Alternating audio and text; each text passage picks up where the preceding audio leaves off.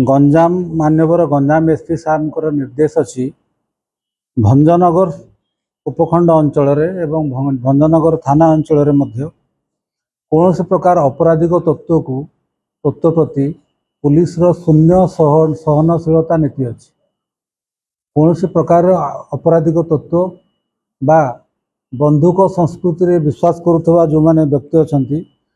Ganjam SP साहब स्पष्ट सूचना अच्छी निर्देश अच्छी प्रति आमर शून्य सहनशीलता अच्छी जीरो टॉलरेंस।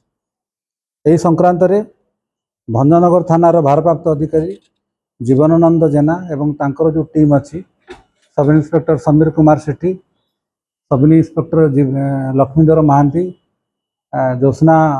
राणी साहू एमाने गोटे टीम करथिले एवं गोटे अपराधिक ग्रुप जी कि ऑपरेट करुला भंजनगर अंचल रे जड़े पेशादार अपराधी शत्रुघ्न स्वाई और बापी से एंटायर गैंग को काबू कराई। पाखरु दुईटी बंदूक जबत कराई, गोटे सिंगल शॉट एवं गोटे 9mm पिस्तल 3 राउंड गुली एवं से माने अपराध रे व्यवहार करता जो जानवाहन तांकर जबत कराई। एवं एइथरे भंजनगर थाना रे गोटे संगठित अपराध मामला रुजु कराई। भंजनगर थाना केस नंबर हूँ 571 तारीख 9/6/2026 एवं आनुषंगिक जो अच्छी BNS दफा से गिरफ्त कराई। से जो अपराधिक संगठन अच्छी तांकर नेतृत्व नौला शत्रुघ्न स्वाई और बापी, तांको घर हूँ बीडीपुर जगन्नाथ प्रसाद थाना एवं तांकर जो माने सहयोगी अच्छा राजेंद्र नायक ओरफ सुबु एवं अनिल नायक, लिटू सामंतराय ओरफ सागर सामंतराय, रितेश सिंह